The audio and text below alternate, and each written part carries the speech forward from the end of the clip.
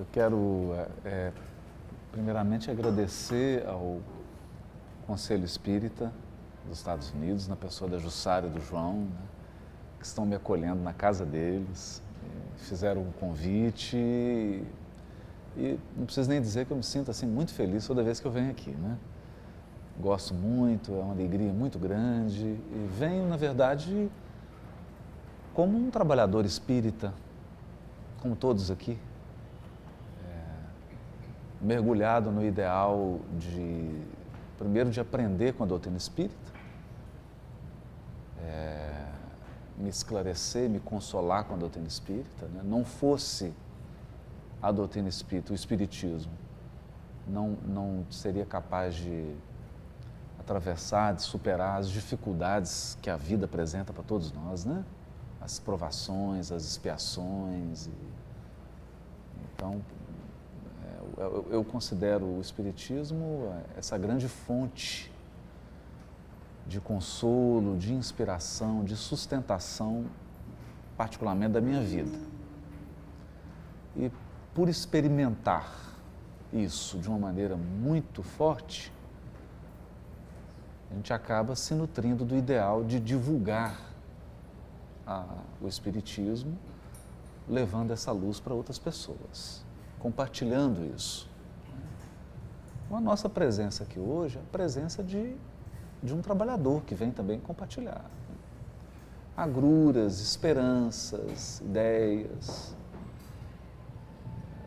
mas apenas compartilhar, buscar a inspiração nas fontes, nas raízes do espiritismo e não no personalismo e ideias puramente pessoais, né? Então, esse é o nosso propósito. Para dar um tom, assim, da conversa, eu gostaria de conduzir isso como uma conversa, porque, afinal de contas, nós temos aqui as bases que sustentam o trabalho espírita. Estamos aqui trabalhadores, né? Eu gostaria de ler uma mensagem do Emmanuel que eu sinto que tem muito a ver com o momento atual, tem muito a ver com Nova York, né? Tem muito a ver. E mostra para a gente a força do Espiritismo. Essa mensagem, ela está por incrível que pareça, no livro Entre Irmãos de Outras Terras. Foi uma visita que o Chico fez aos Estados Unidos da América, na companhia, na época, do Valdo, que nessa época trabalhava com ele, né? E o Emmanuel ditou essa mensagem com um título. O Emmanuel é um artesão ao dar títulos. Então, essa mensagem se chama Supercultura e Calamidades Morais. Isso naquela época que ele veio, né? E a mensagem diz assim: não basta ajuntar valores materiais para a garantia da felicidade. A supercultura consegue atualmente na Terra feitos prodigiosos em todos os reinos da natureza física, desde o controle das forças atômicas às realizações da astronáutica. No entanto, entre os povos mais adiantados do planeta, avançam duas calamidades morais do materialismo. Olha, duas calamidades morais do materialismo, corrompendo-lhe as forças. 2 pontos. O suicídio e a loucura. Ou, mais propriamente, a angústia e a obsessão. Olha, substituiu a palavra suicídio pela raiz, pela causa, a angústia, que é o que leva ao suicídio, e a obsessão, que é o que leva... Aí aqui usou uma palavra que não se usa mais, né? Hoje a gente não... Os transtornos mentais a gente não chama mais de loucura, né? mas todo mundo entende. Loucura todo mundo entende, né? É que o homem não se aprovisiona de reservas espirituais, olha só, à custa de máquinas. Reservas espirituais para suportar os atritos necessários à evolução e aos conflitos resultantes da luta regenerativa, precisa alimentar-se com recursos da alma e apoiar-se neles. Olha isso aqui. Porque, lendo e comentando, atritos nós vamos viver constantemente na encarnação. E conflitos constantemente. Porque fazem parte da luta regenerativa e fazem parte da nossa evolução. Por mais que a gente não aceite, por mais que a gente não queira, por mais que a gente tente evitar isso a todo custo, isso nos envolve. E gera o quê? Gera angústia e gera obsessão. Então, se o indivíduo, se esse ser humano não está com recursos, com uma provisão de recursos, quer dizer, provisão é recurso que sobra, é o que você ajuntou, porque no momento dessas crises, você não tem tempo de recolher, aí você tem que gastar reserva, porque você não tem nem energia para buscar.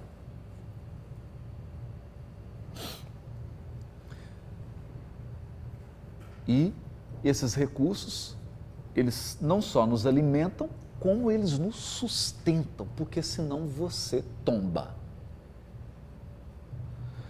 Nesse sentido, vale recordar o sensato comentário de Allan Kardec, no item 14, capítulo 5 de O Evangelho segundo o Espiritismo, sob a epígrafe, o suicídio é loucura. Então aqui é o Emmanuel citando Kardec. Isso é fantástico, né? Abre aspas, que agora é Kardec falando. A calma e a resignação, calma e resignação, auridas da maneira de considerar a vida terrestre e da confiança no futuro, dão ao espírito uma serenidade que é o melhor preservativo contra a loucura e o suicídio. Por quê? Dependendo de como você considera a vida terrestre e dependendo de como você enxerga o futuro, você pode enlouquecer.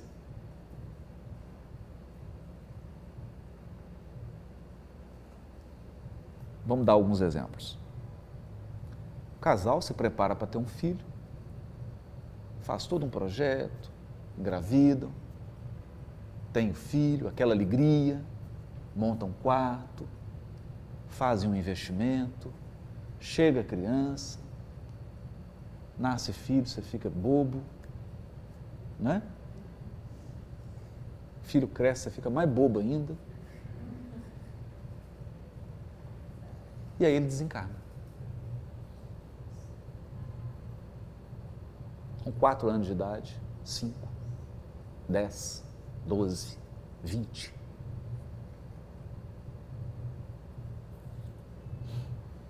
E aí? Quer dizer, a depender da sua visão de mundo, como você enxerga a vida terrestre, você enlouquece. Você é tomado de uma angústia tão profunda, que... ou vai para o suicídio, ou para... enlouquece. Isso vale para um relacionamento afetivo, vale para um trabalho que você tem, um padrão de vida, perde um emprego, etc, etc. Descobre uma doença.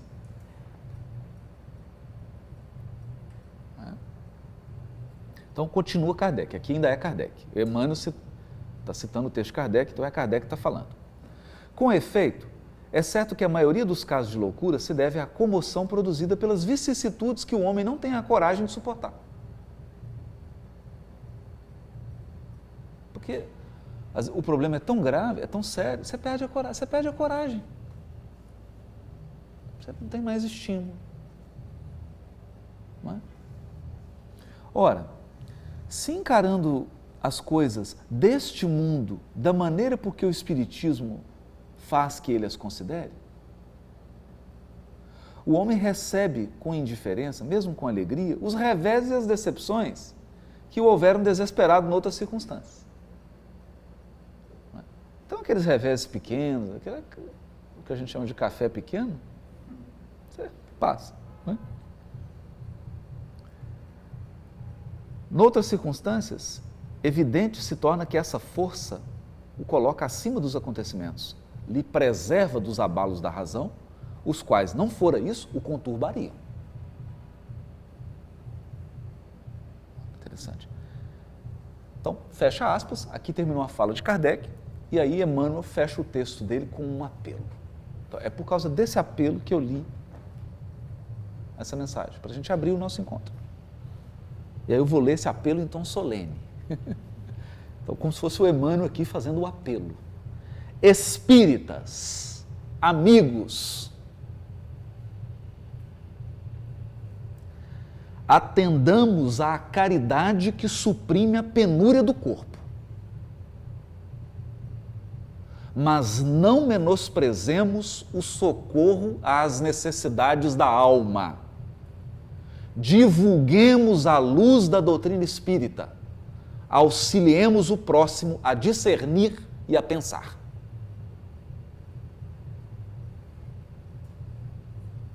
Olha isso. Entende? Então, quando a gente diz assim,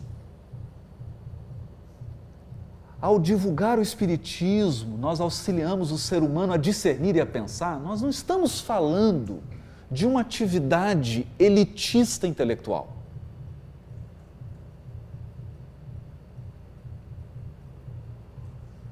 Nós estamos falando de um processo de auxiliar a criatura a discernir e a pensar sobre as circunstâncias da vida.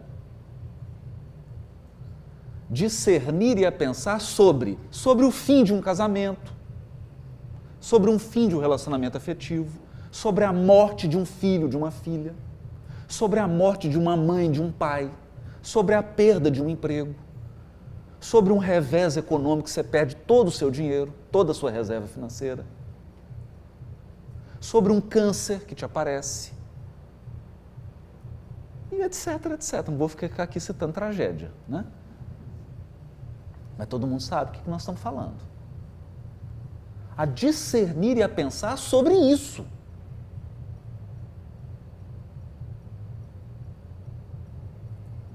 Por quê? Sem essa luz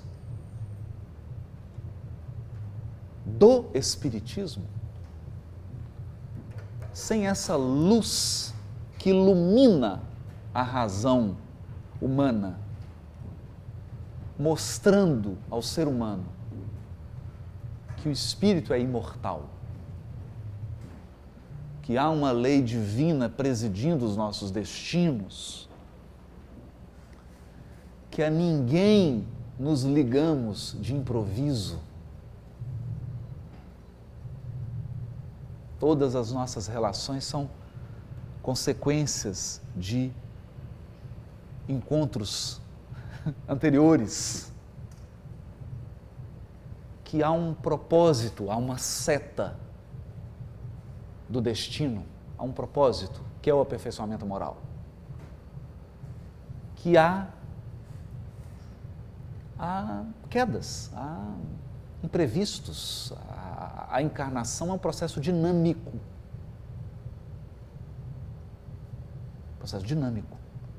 porque você faz acordos com certas criaturas e na hora que o jogo começa aqui, alguém pode desistir. E aí?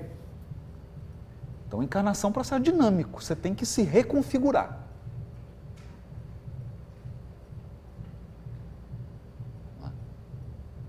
Então, essa luz, é esse discernimento, esse é o propósito. Para quê? Para que a gente dê condições ao ser humano, em qualquer latitude e em qualquer longitude do planeta,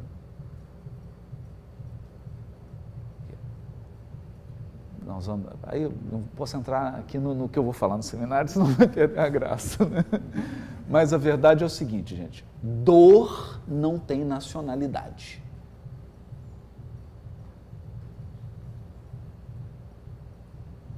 Dor não tem nacionalidade.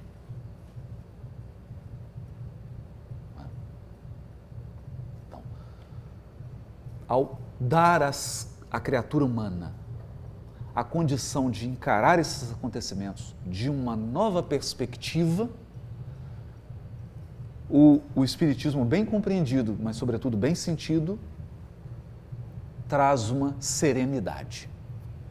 E quando eu digo serenidade, não é indiferença, porque dói do mesmo jeito. Às vezes dói até mais, você fica mais sensível, né? Dói mais. Dói mais. Dói mais.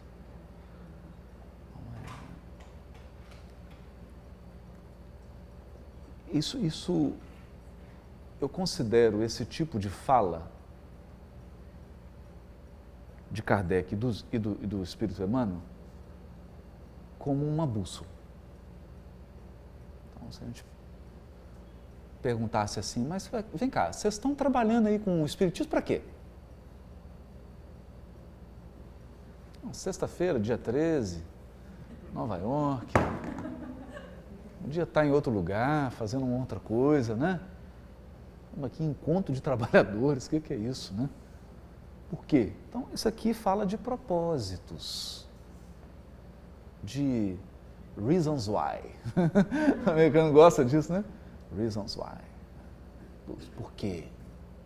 Qual o porquê?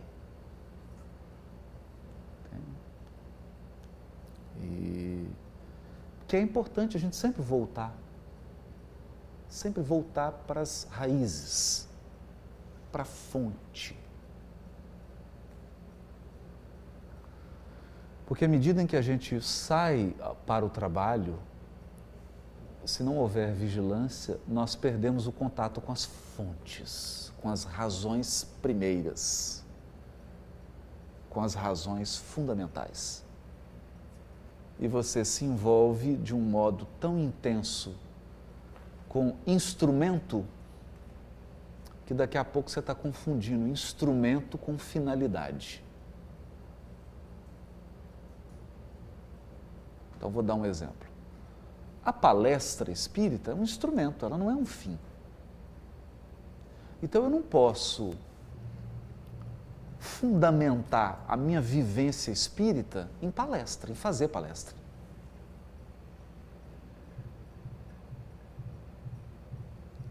Porque a palestra é um instrumento, é um garfo, uma faca, uma colher. Ela serve a um propósito. Se o propósito é fazer palestra, eu perdi o senso. Eu perdi a base. Aplicar um passe é instrumento. Se eu fundamento a minha vivência espírita em dar passe, entende?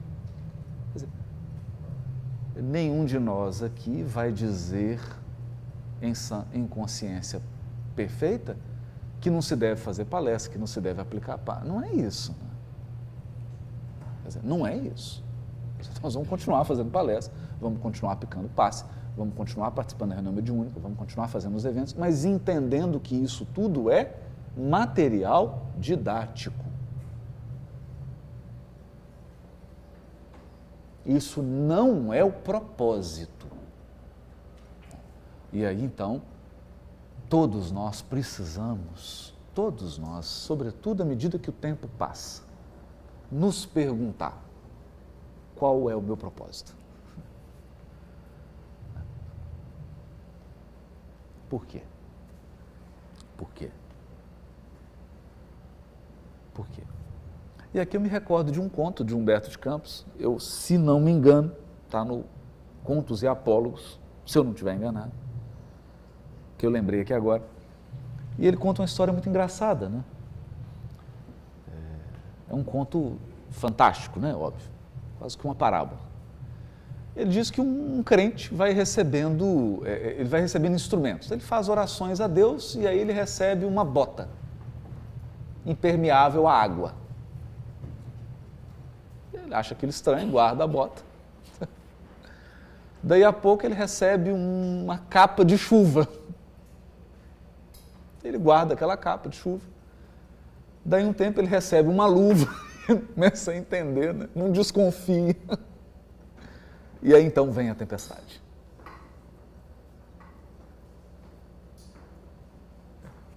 E quando vem a tempestade, aí ele entende por que veio a bota, por que veio a capa, por que veio a luva. Era para passar pela tempestade. Bom, mas e aí encerra o conto de Humberto de Campos. O que ele está dizendo, né? Então, você tem aí... Você vai frequentando reunião, vai assistindo palestra, daqui a pouco acontece uma coisa na sua vida, você fala, mas não é possível. Achei que eu era trabalhador, estava imune. Tinha uma imunidade espírita, né? Esse sofrimento não pode vir para quem entra. Não é possível. Entende? Achei que eu tinha uma imunidade, gente, não é possível. Esse tipo de sofrimento não pode vir para quem trabalha no espiritismo, não. Mas vem. Só que antes veio todo um conjunto de instrumentos para você passar por aquilo com dignidade. Com dignidade, com serenidade. Não sem dor, não sem pesar, né? Porque nós somos criaturas, mas com dignidade. Então essa é a nossa jornada individual. O primeiro propósito deve ser esse. Nós não devemos participar desse banquete espiritual que é o espiritismo no mundo sem comermos dele.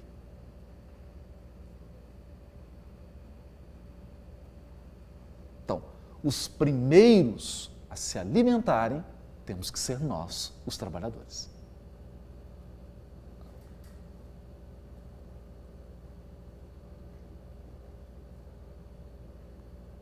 Nós, os trabalhadores. O que eu estou comendo? O que eu estou alimentando? Depois eu pensar, então, agora eu preciso servir também o alimento para os outros. Eu acho isso fundamental.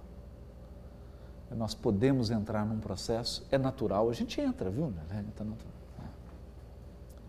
A gente entra. Tem umas fases que você fica nesse, que é da superficialidade, né? Você só dá alimento, mas não se alimenta.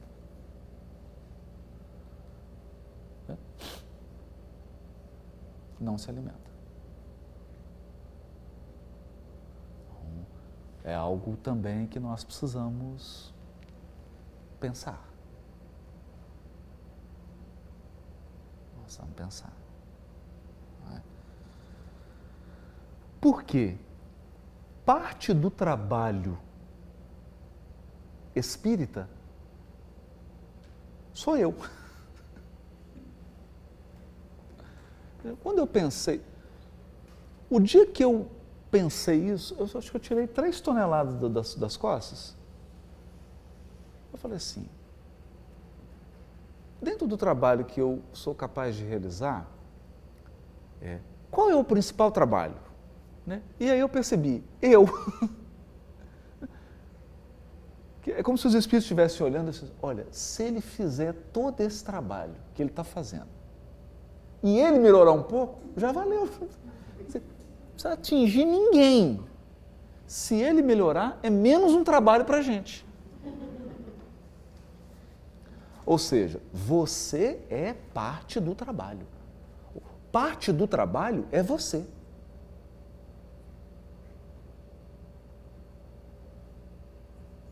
parte do trabalho é você.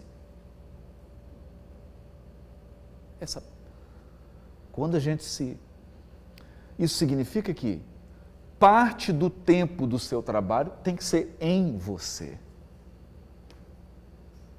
Em você.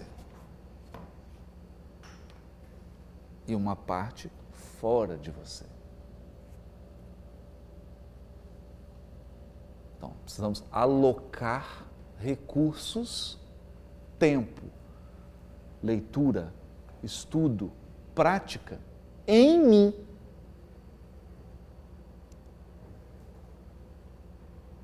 Investir em mim, no meu aprimoramento, no meu consolo, no meu fortalecimento.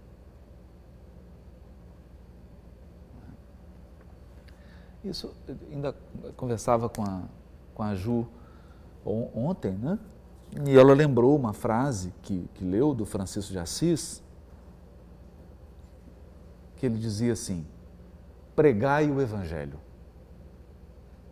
Se for necessário, use palavras. Essa é ótima, né? Que nós poderíamos atualizar assim: divulgue o Espiritismo. Se for necessário, use a palavra. Só se for necessário.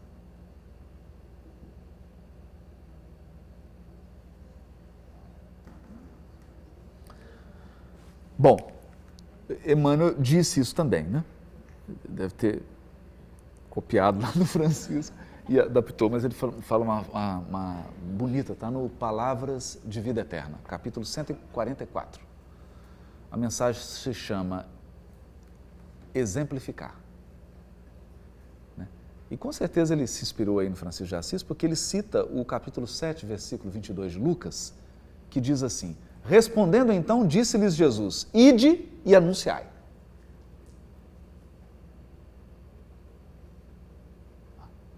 Ide e anunciai. É a divulgação. E a mensagem se chama exemplificar.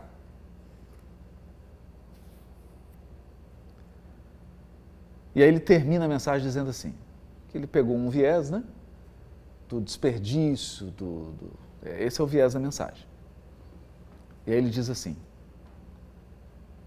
onde o desperdício apareça por flagelo da ignorância, iniciemos a construção da verdade pelo exemplo da sobriedade.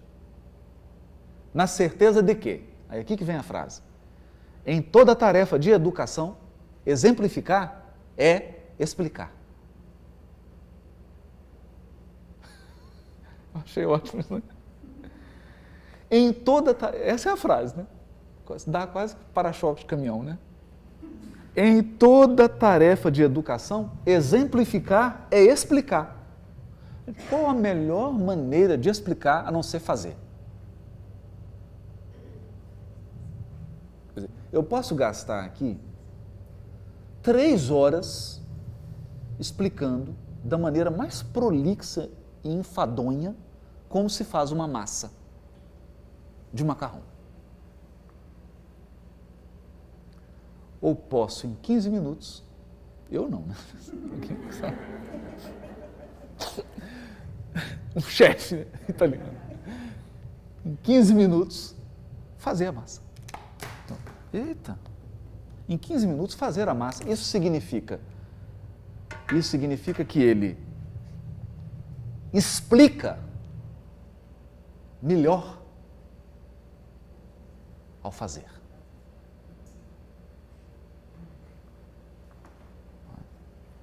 Em toda tarefa de educação, exemplificar é explicar. Daí, olha só, isso traz um paradigma para a gente. Não perca muito tempo batendo boca.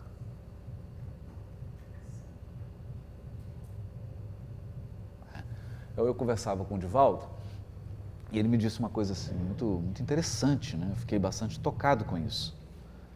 Porque ele, muitos anos atrás, recebia muita agressão e agressão gratuita, né? A pessoa começa a te ofender, te atacar de uma maneira gratuita. E aí ele falou assim, eu vou responder, eu vou chutar a canela. E aí a Joana disse para ele assim, não responda a nenhum ataque. Ele falou, não, mas que isso? A senhora não está entendendo. Estão atingindo a minha moral aqui.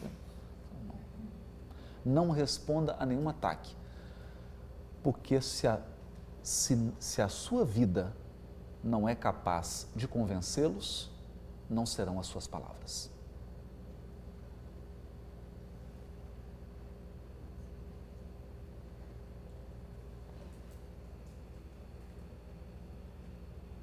Você está fazendo o trabalho do jeito que você pode. Você está se esforçando. A criatura está vendo o seu esforço. Está vendo a sua movimentação. Ela está observando a dificuldade e tudo. E ela não amolece o coração? Serão as suas palavras? Não, não serão. Não serão. Se a criatura não é capaz de compadecer-se com a sua vida, se ela não é capaz de sentir compaixão por você pela sua vida, se ela não é capaz de sentir um mínimo de simpatia pela sua vida, pelo testemunho que você está dando na sua vida, vão ser as suas palavras. Então não perca tempo.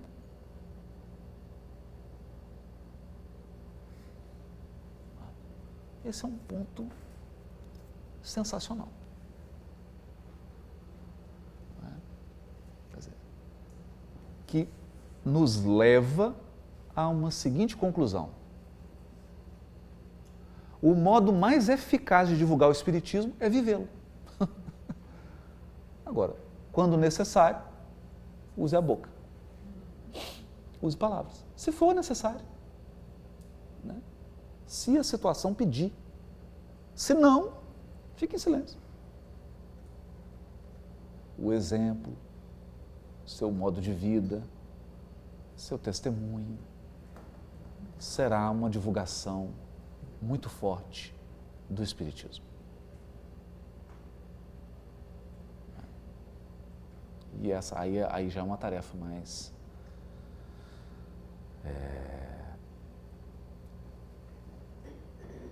aí já tem uma seleção natural. Porque falar da doutrina espírita é fácil. Pode falar no mundo inteiro, isso é fácil. Exemplificar é um pouco mais desafiador.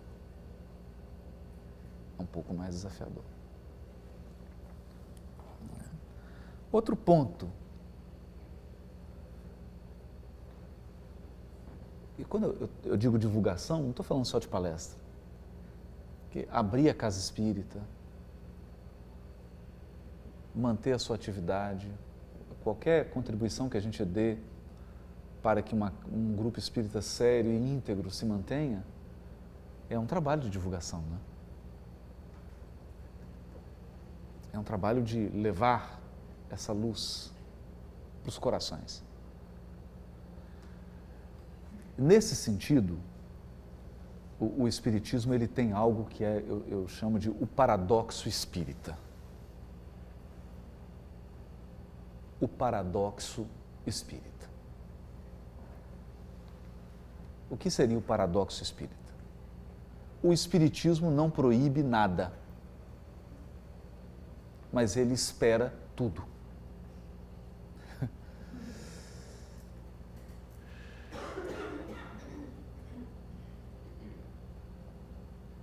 Não proíbe nada, nem te exige nada, mas ele aguarda tudo de você. Ele espera o melhor que você pode dar.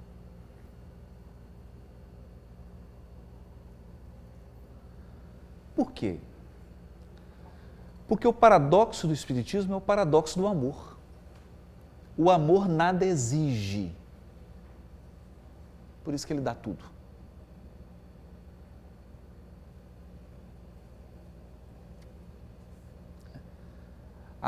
A nossa relação com o trabalho espírita deveria ser de amor.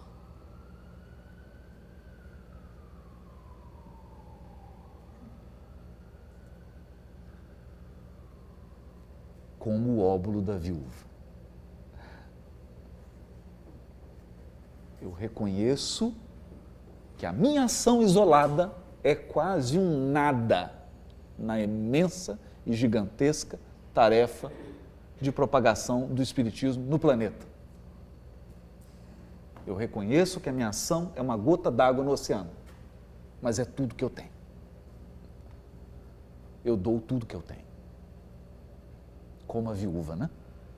Quer dizer, essa tem que ser a lógica. Tudo que eu tenho, eu dou porque dou com amor. Eu faço por amor. Se eu faço por amor, a minha relação com o movimento espírita, a minha relação com os espíritas, a minha relação com o trabalho é uma relação de cuidado.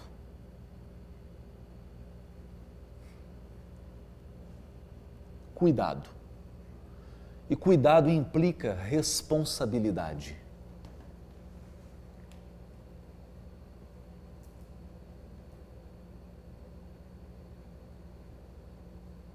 Em qual sentido? Eu sou responsável na minha esfera de atividade por aquele que vem em busca do Espiritismo.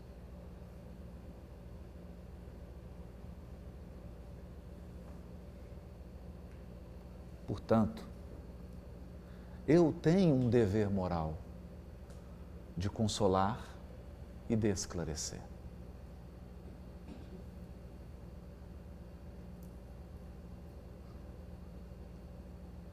De consolar e de esclarecer.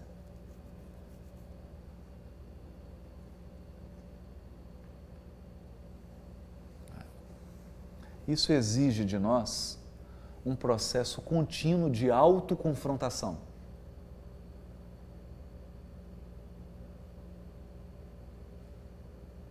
De autoconfrontação. Contínuo. Contínuo. Vou dar alguns exemplos práticos. Então você começa a fazer a tarefa de exposição, aí começa a vir crítica, né? Aí você fala, não faço mais palestra. Não faço. Não faço porque, olha, você faz o trabalho, você faz a palestra, a pessoa vem criticando, vem te ofendendo, vem te agredindo. Não, mas você está nisso por você?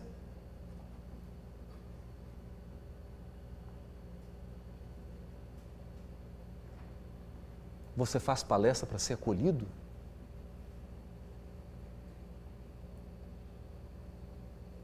Você faz palestra para suprir alguma carência afetiva? Você tem necessidade de aprovação dos outros? Você faz palestra para ser uma pessoa frustrada, você tem necessidade de aparecer?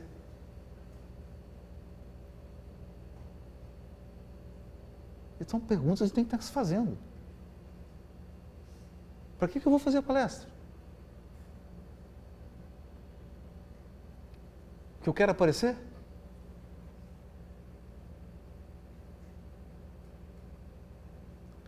Ou porque eu estou comprometido com o consolo e com o esclarecimento de quem vai assistir a palestra?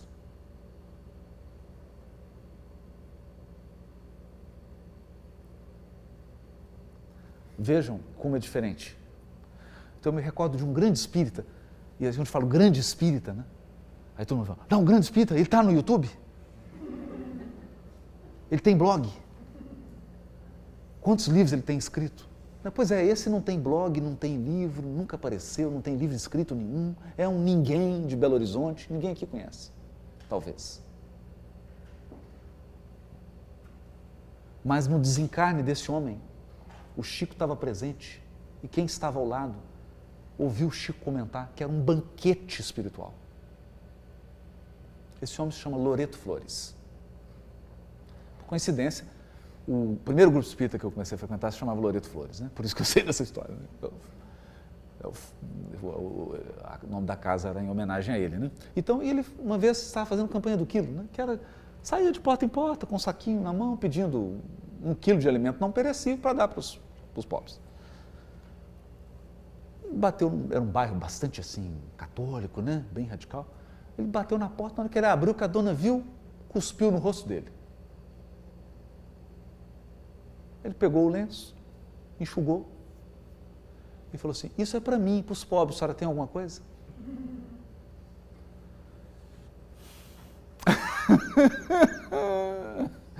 Quer dizer, isso é ter compreensão verdadeira do seu real papel na tarefa que você assumiu.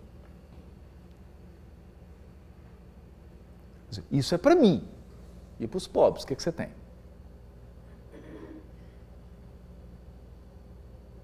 Bom, nós não podemos dizer que atualmente estejam cheios de espíritas assim, né? Quer dizer, infelizmente, o movimento espírita, em alguns aspectos, se transformou numa passarela que nem Gisele Bündchen tem estômago para frequentar.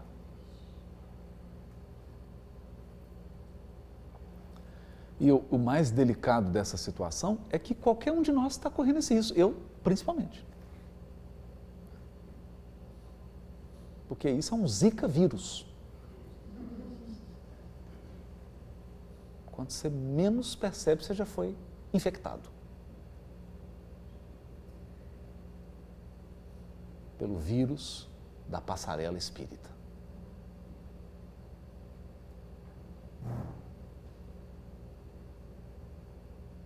Não é? E é uma coisa, é um negócio assim, que você precisa estar num processo de reflexão diário. Diário.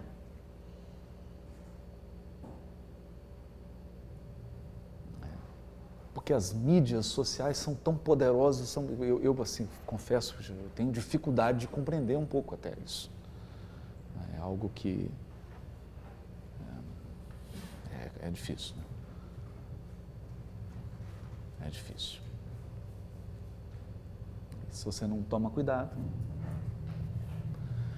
daqui a pouco você só está na tarefa por motivos pessoais, por razões pessoais, por comprometimentos pessoais, em busca de compensações pessoais. E as tem atendidas. E perde o foco que é consolar e esclarecer.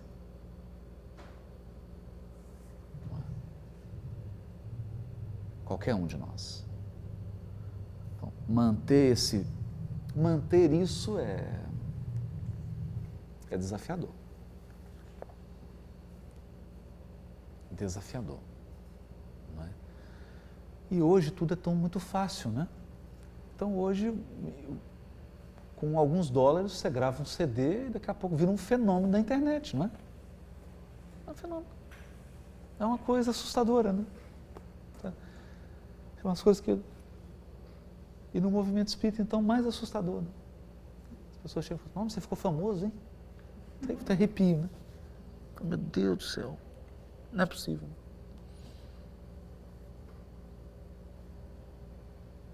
E a gente precisa compreender, né? Precisa compreender, porque às vezes a pessoa, quantas vezes a gente chega, né? Nós tivemos uma experiência no Rio de Janeiro, num roteiro do Rio, e fomos falar numa cidade e não tinha lugar para falar. Então fizeram num estádio da cidade. Uma quadra lá de futsal, um negócio gigante, que a quadra encheu. Eu falei, meu Deus do céu. Virei pastor. O que está acontecendo? Achei esquisito, né? Falei, olha, aí foi a fila do autógrafo, não sei. Era um jovem, estava na ponta da fila. Quem estava do meu lado era Ivana, presidente da Federação Espírita de Goiás. Chegou um rapaz, jovem, ele devia ter uns 18, 19 anos. Olhou para mim e falou assim, tá bom,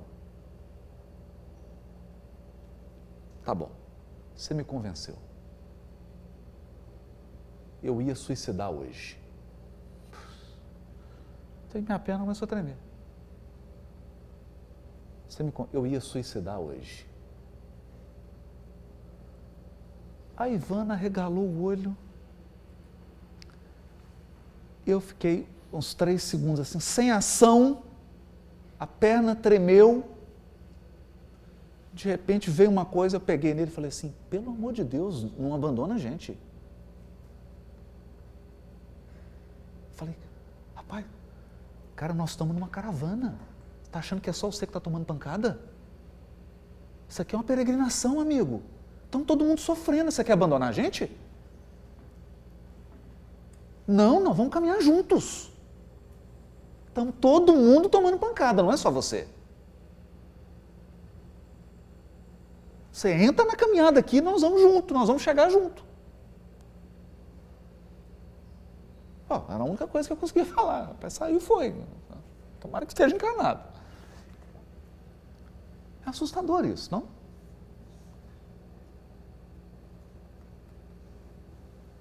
Assustador.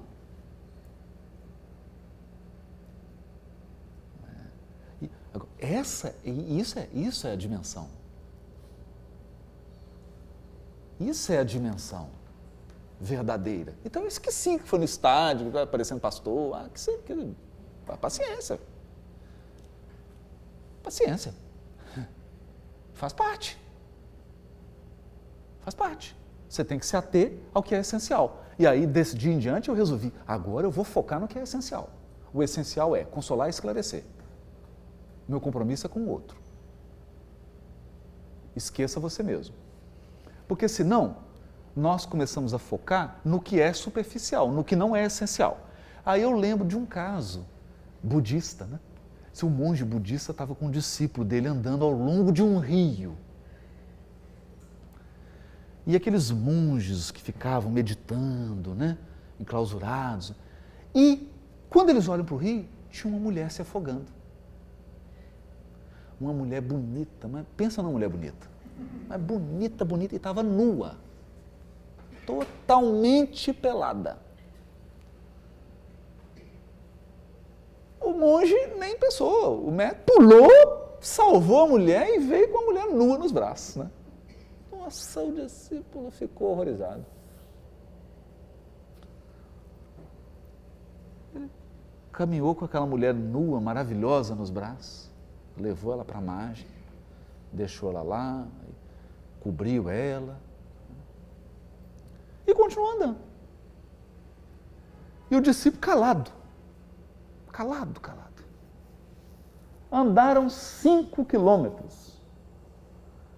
E o discípulo não aguentou, falou, não aguento mais. Eu tenho que falar isso.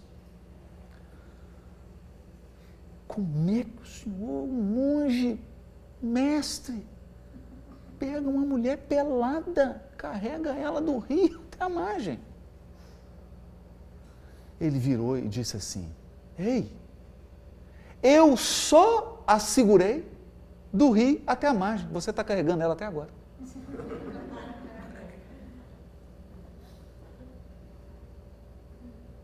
Entende? Então, temos que tomar cuidado com isso. Quer dizer, na nossa tarefa, não carregue o superficial. Eu acho que essa é a grande mensagem de Jesus quando ele faz o discurso para os discípulos. Não leveis 2 capas, não leveis 2 sandálias. Quer dizer, não é um discurso de pobreza, entende? Jesus não está... Aquilo é uma metáfora. Ele não está falando de coisa material. Não, sai em Nova York no inverno sem blusa. Não é isso que o Evangelho está dizendo. O Evangelho está dizendo assim, não carregue o que não é essencial. Nós estamos falando de emoção, de pensamentos. Não carregue o que não é essencial. Só leve o essencial. Não é? Então, mágoas, deixa embora. Ressentimentos, deixa passar. Deixa passar, que vai passar. Você fica bravo. Mas passa, deixa passar. Não carrega por muito tempo. Despoja, desfaz. Porque senão você não chega. você não completa a jornada. Vai ficando pesado demais. Precisa despojar-se e seguir rumo no essencial.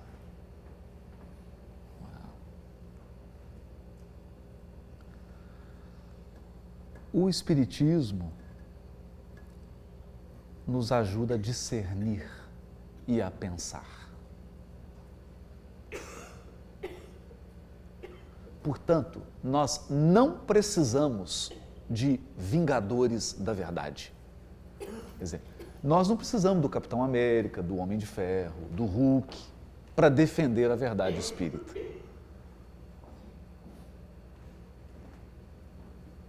Nós não precisamos de gladiadores para defender a verdade espírita e os princípios da pureza doutrinária. Não é? Não é necessário um UFC espírita, um vale-tudo espírita, para defender o que é certo e o que é errado. Nós não precisamos disso.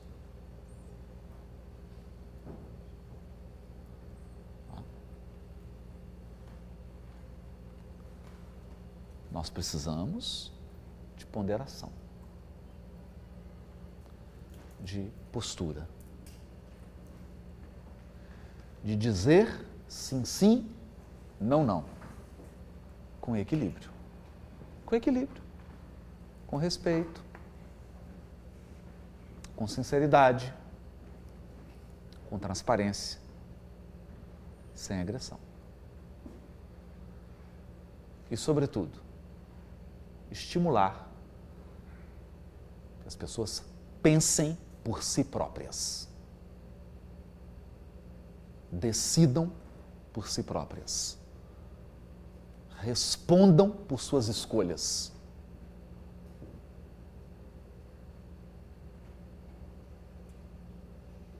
É diferente. É mais desafiador. Por quê? Quem não quer alguém para decidir para a gente? Não é? Fulano, mas eu estou aqui, o que é que eu devo fazer, né?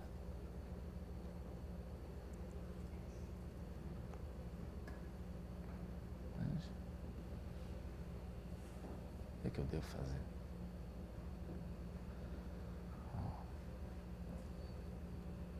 O Espiritismo trabalha com reflexão, ponderação. Importante a gente ter isso em mente. Agora, sede simples como as pombas, mas prudentes como as serpentes.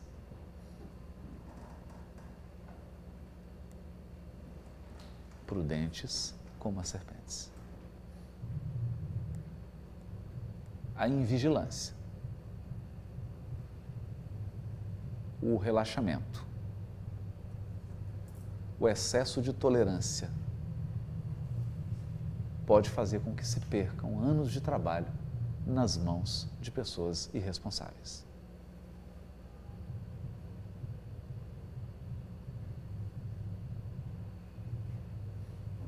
Então, um grupo espírita íntegro deve preservar a sua construção.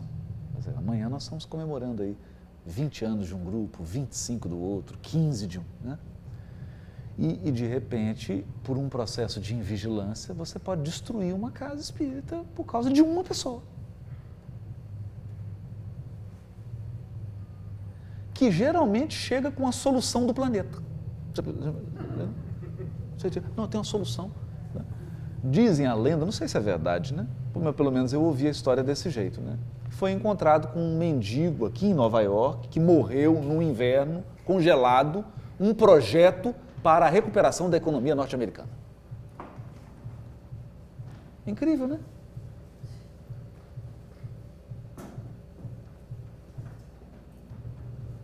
É incrível isso. E todo dia chega alguém na casa espírita com um projeto para resolver o problema humano. E geralmente eles escolhem a sua casa espírita para começar o projeto piloto.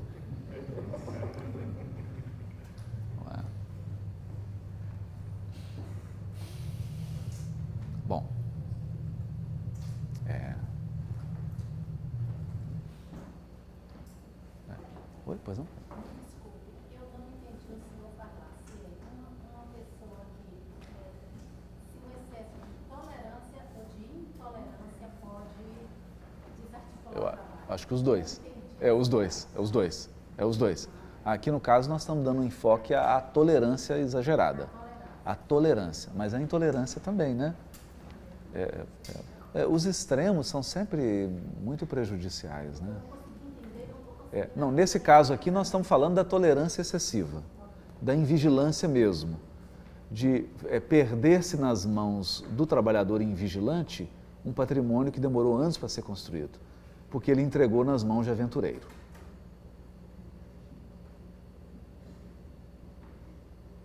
Não é? Então, Piratas do Caribe. E nós vivemos um tempo de Piratas do Caribe.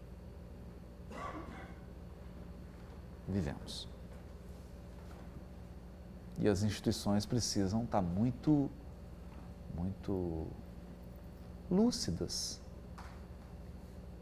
muito cientes da sua responsabilidade espiritual, do seu compromisso, para, sem violência, sem perseguição, sem faltar com a caridade, manter o patrimônio que foi construído, patrimônio espiritual. E Jesus deixou a fórmula, né? Sede o vosso falar, sim, sim, não, não.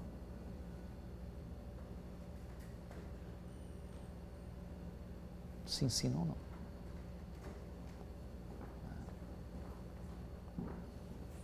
Eu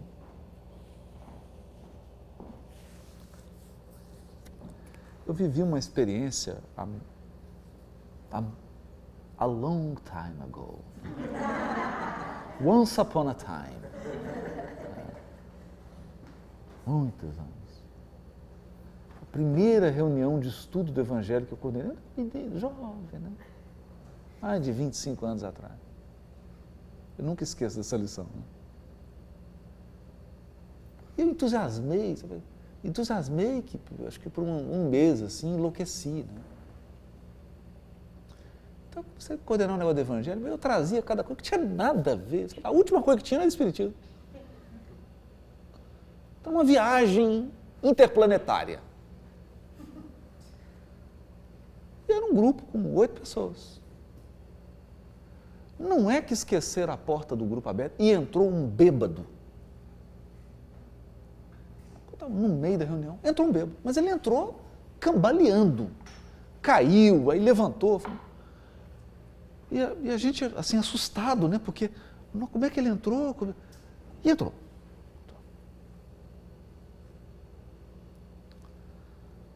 Então, tinha a mesa, que era na frente, e as cadeiras, assim. E aí ele sentou na cadeira. Aqui é lugar que fala do Espiritismo? É, sim, senhor. Então tá bom, sentou.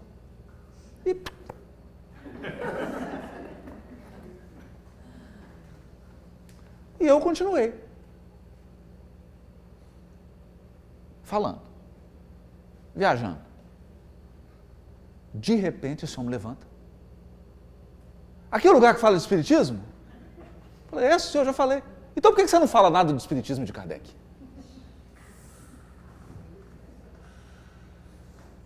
Levantou e foi embora. E eu acabei a reunião. Falei, gente, vamos fazer a prece? Mas não acabou, não. Não, vamos fazer, eu acho que é melhor. Eu fiquei sem chão. O bêbado foi utilizado para me dar um bonito e elegante puxão de orelha.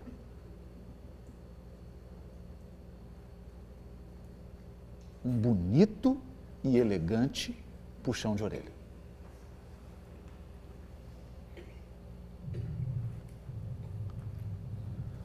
Porque é uma questão de integridade. Integridade intelectual, integridade moral, integridade. Eu vou numa casa de carnes sujeito vem me atender, eu falo assim, por favor, um antialérgico. Não, meu amigo, só tá. Aqui é uma casa de carnes. A farmácia é uma quadra.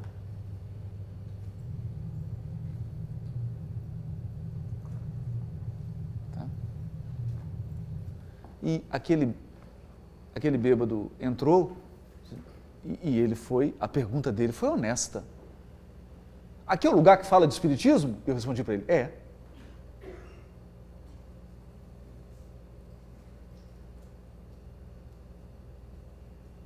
Eu menti para ele.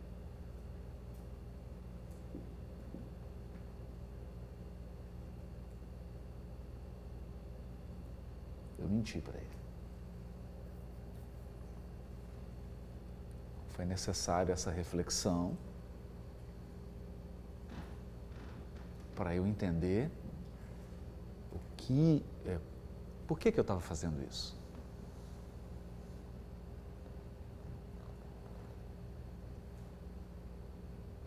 Entende? Claro que nós estamos falando isso aqui entre trabalhadores, isso aqui não é uma palestra para o público geral. Quer dizer, nós não estamos aqui num discurso fundamentalista. Entende? Enquanto um indivíduo, eu procuro ler de tudo, me inteirar de tudo, até para poder ampliar a minha rede de relacionamentos, a minha tolerância, a minha capacidade de conviver com as diferenças, não é?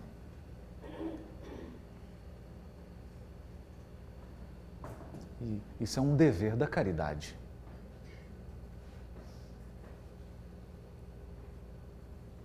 Mas, ao partir para uma tarefa espírita,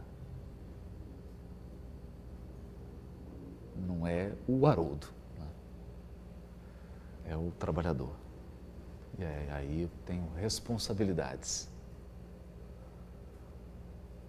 E uma dessas responsabilidades é oferecer a água tão pura quanto eu a tomei.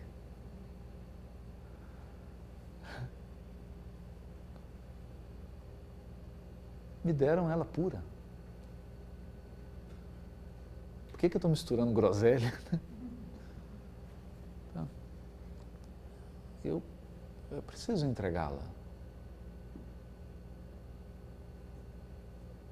Como eu a recebi. É uma responsabilidade. Nós não estamos impondo que a pessoa só tem que conhecer isso. Mas se ela quiser conhecer outra coisa, tem outros lugares que vão apresentar com responsabilidade, com integridade, outras coisas. É só um equilíbrio.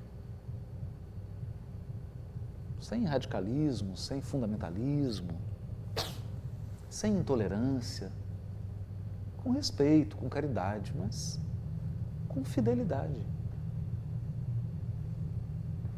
Fidelidade.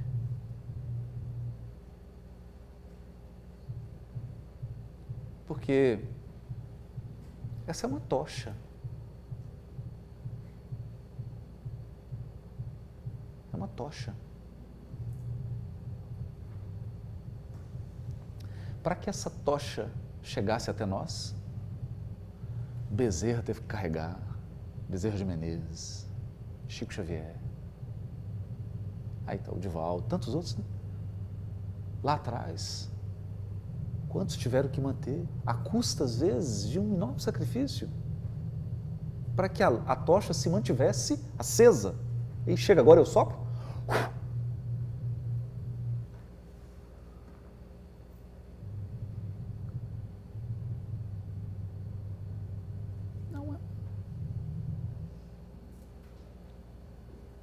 À custa desse sacrifício, uma rede foi construída. Porque hoje nós temos uma rede mundial de grupos espíritas. construída com suor e lágrima. E alguns corações invigilantes querem utilizar essa rede que está pronta para o seu próprio benefício pessoal.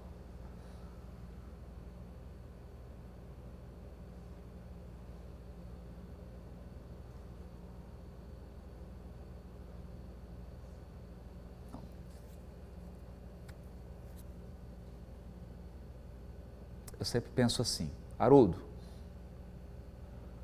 seja honesto. O dia que você quiser divulgar você, crie uma rede para você. Não usa a rede espírita, por favor.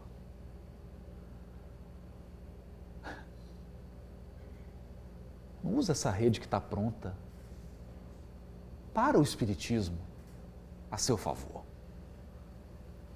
Não faça isso. Isso é feio.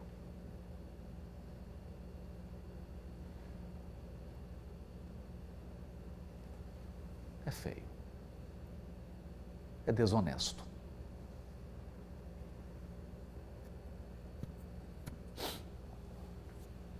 Isso vale não só para expositor, vale para o artista, vale para todo mundo. É.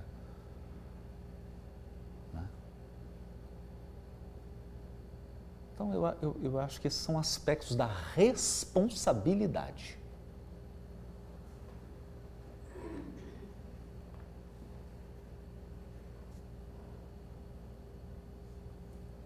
Então, eu vou dar um exemplo aqui surreal, quase que Salvador Dalí. Aliás, Salvador Dalí pareceria um cubista, diante do meu exemplo. Digamos que eu sou tomado de uma obsessão perniciosa, a maior de todas, que é a fascinação. E Haroldo Dutra Dias resolve fundar uma seita espiritualista. Saiu do espiritismo e agora vai fundar uma seita.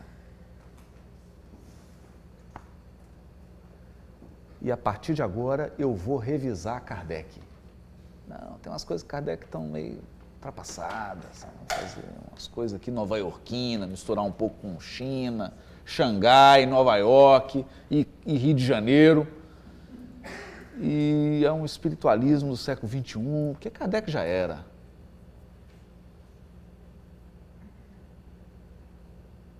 Ok. Então tá. Então, se eu tiver um mínimo de dignidade, eu vou construir a minha rede. Porque eu não vou usar essa rede aqui que está construída para fazer isso.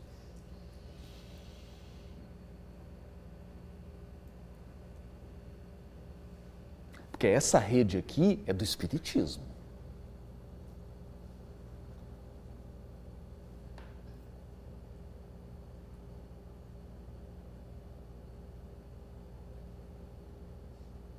Então, quando vem um convite, eu tenho que ter responsabilidade.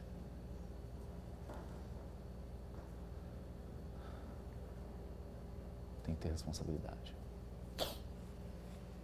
Eu assisti uma entrevista do Egberto Gismonti, um grande músico brasileiro, né? Internacionalmente conhecido, né? E aí, há tantas lá da entrevista, ele falou assim, olha, eu aprendi uma coisa com meu tio, que era músico, o tio Edgar. Ele falava assim, que o tio Edgar foi tido como um louco na família, né? Porque ele resolveu deixar tudo e viver de música. Uma cidade pequena. E ele falava, o tio Edgar fazia o seguinte, ele coordenava a banda, o coreto, a banda que tocava no coreto da cidade pequena. E o que ele fazia? Cidadezinha pequena, cidade pequena todo mundo sabe, metade é parente, a outra metade é conhecido, né? Então, no aniversário da pessoa, ele batia na porta e tocava uma musiquinha. Olha, seu aniversário, Jussara, tocava uma musiquinha para ela e tal. E aí ele encantava as pessoas. E quando tinha um evento na cidade, o coreto, a cidade inteira, porque tinha um carinho pelo Edgar, né? E quando o Egberto Gismonti, segundo ele, tomou a decisão de ser músico e viver de música, né? ele chamou o sobrinho, né? E disse assim, olha, aprenda uma coisa, seja sempre um devedor da música.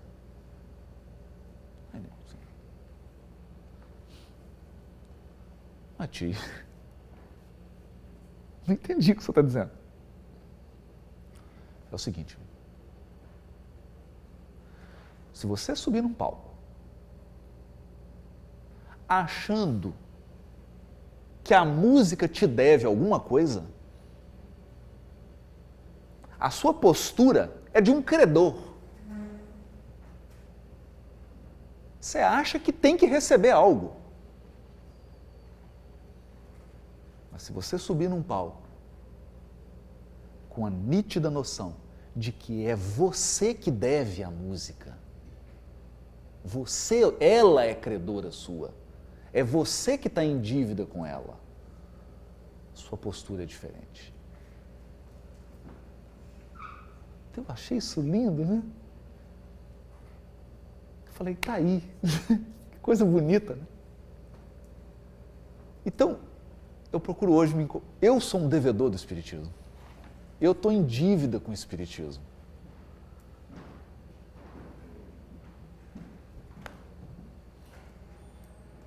Não é, ele não tem que me dar nada. Já me dá tanto, né? Ele não tem que me dar nada. Tá igual um mineiro lá que eu encontrei, você fala, pessoa, Deus te paga. Ele falou, meu amigo, Deus já está atrás de mim em busca do recibo, do troco. Já pagou há muito tempo. Não. Me comporto, eu sou devedor do Espiritismo. Vou continuar trabalhando até o final da vida, não quita 20% do débito. Então, se eu venho como devedor, a minha postura é outra.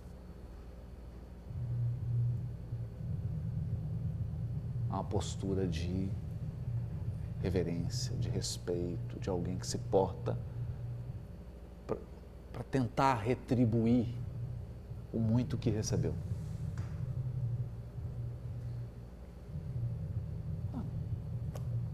É isso que eu queria falar, assim, né? Agora eu quero conversar, né? É isso assim que me veio, né? Deu vontade de falar essas coisas, né? Mas deu vontade de falar assim, como alguém que está compartilhando com vocês aqui. Eu estou abrindo meu coração, estou compartilhando, também não estou estabelecendo nenhuma regra, né? Cada consciência é responsável por si mesma, né? Eu acho que isso tem me ajudado. Isso tem me ajudado muito a ter uma compreensão mais responsável da tarefa espírita.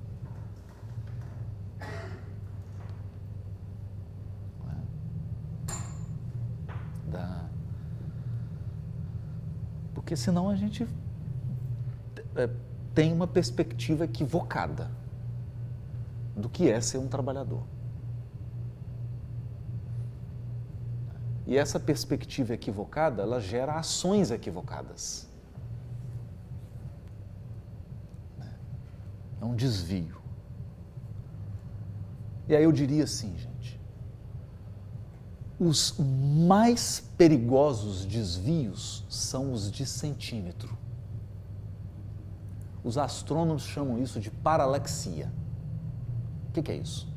Você pega um telescópio, aqui esse gigantesco que tem aqui nos Estados Unidos, né? Gigante. Se você desviar ele 1 centímetro, você pega outra galáxia. Entende? Então, um desvio de 1 centímetro nos princípios mais fundamentais do Espiritismo significam, ao longo do tempo, que você foi para outra galáxia.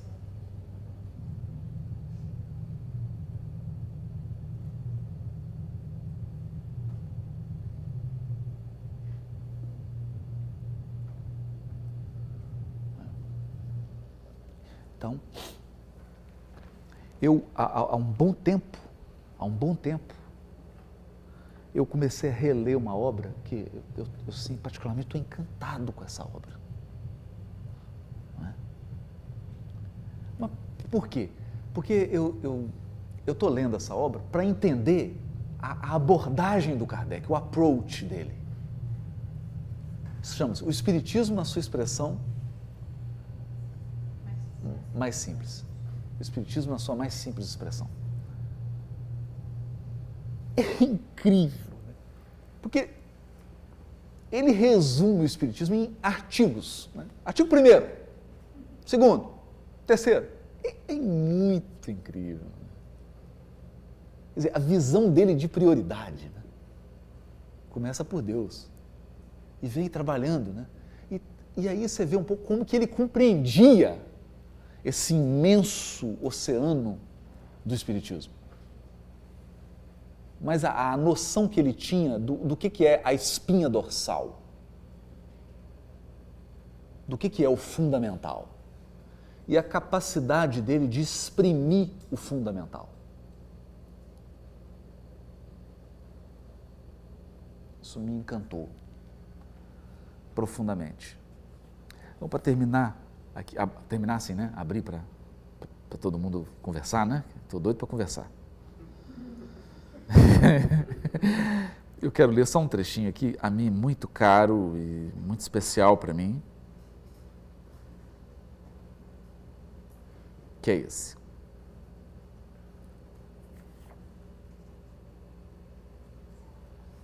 Em resumo, vírgula, está na introdução. O Espiritismo suaviza o amargor das aflições da vida. Fantástico. Suaviza o amargor das aflições da vida. Acalma os desesperos e as agitações da alma. Dissipa as incertezas ou os terrores do futuro. Detém o pensamento de abreviar a vida pelo suicídio. Por isso mesmo, torna felizes os que deles se compenetram.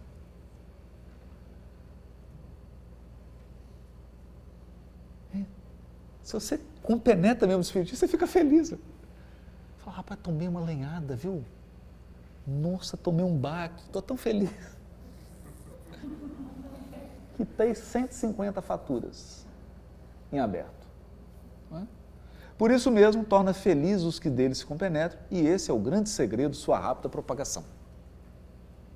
Ou seja, consolo. Consolo, esclarecimento. Do ponto de vista religioso, agora aqui, sensacional. Vamos lá. Do ponto de vista religioso, o Espiritismo tem por base as verdades fundamentais de todas as religiões. É? Quais são?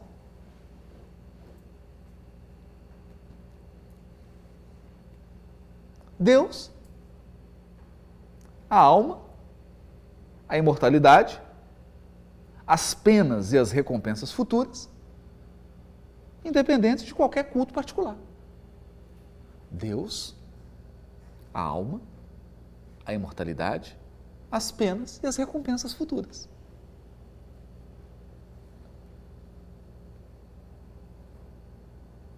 Seu objetivo é provar aos que negam ou duvidam que a alma existe.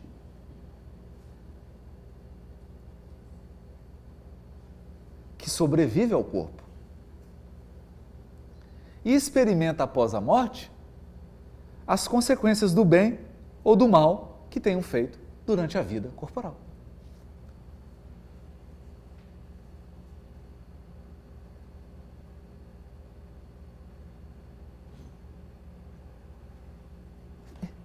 Ou seja,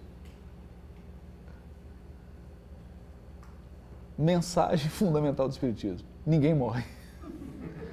A pessoa fala, tem uma novidade para te contar. Você não vai acreditar. Ninguém morre.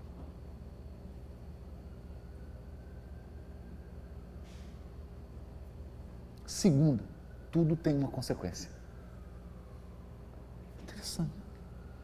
Ora, isso aqui é de todas as religiões.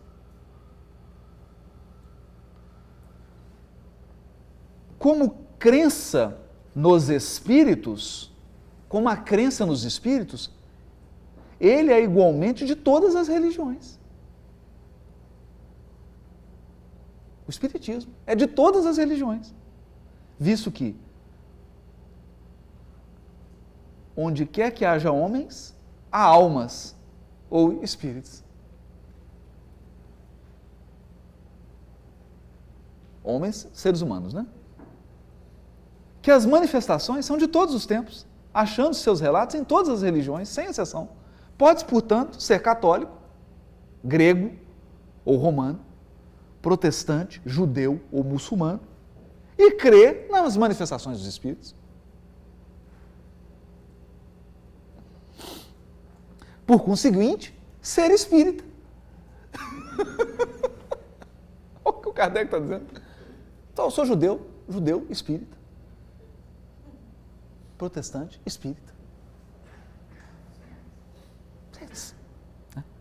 A prova disso é que o espiritismo tem aderentes em todas as seitas. Na época lá da sociedade tinha, né? Ia judeu, protestante, muçulmano.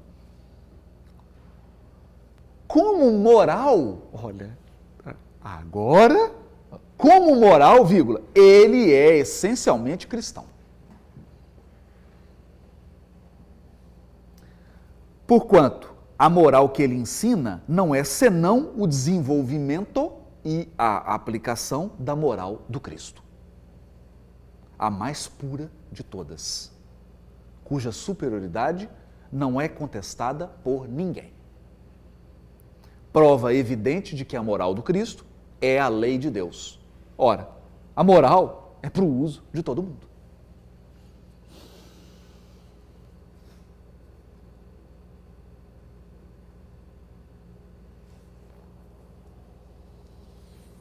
Eu adoro isso.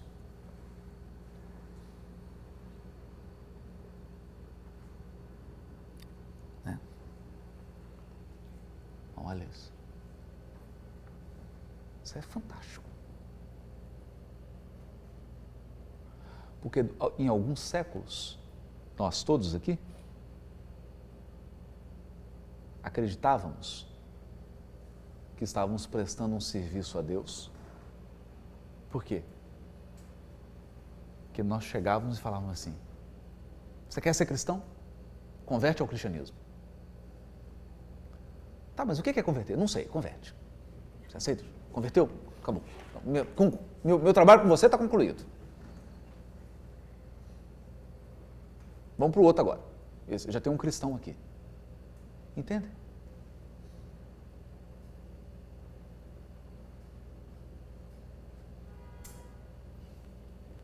Aí eu chego para o Dalai Lama e falo assim: Dalai Lama, vim aqui divulgar o espiritismo para o senhor. Queria que o senhor se tornasse cristão. Ele falou: meu filho, não tem jeito.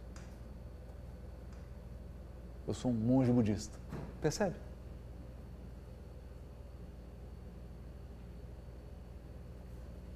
Mas se é moral, moral é proceder. Então eu chego assim para o Dalai Lama e falo assim: Dalai Lama, nós precisamos estimular a paz. Precisamos, meu filho, precisamos estimular a paz. Precisamos ser pacíficos. Precisamos ser pacíficos. Pronto.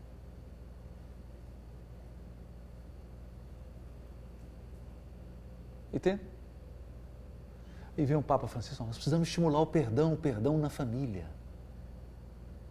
Sem o perdão dentro da família, a família vai se estilhaçar toda. Nossa, Papa, só tem razão. É isso. Nós aqui no Movimento Espírita estamos numa campanha similar. Entende?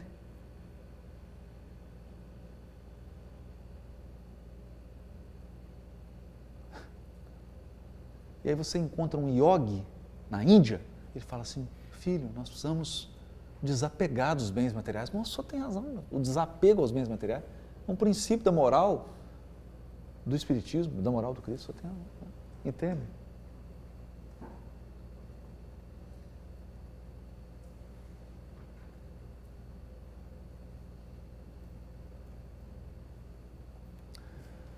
Por isso Kardec foi um visionário a dizer: em torno da moral do Cristo se reunirão um dia todas as religiões da Terra. Em torno da moral. Não falou que vai deixar de existir as religiões da Terra e todos vão se tornar espíritas ou cristãos.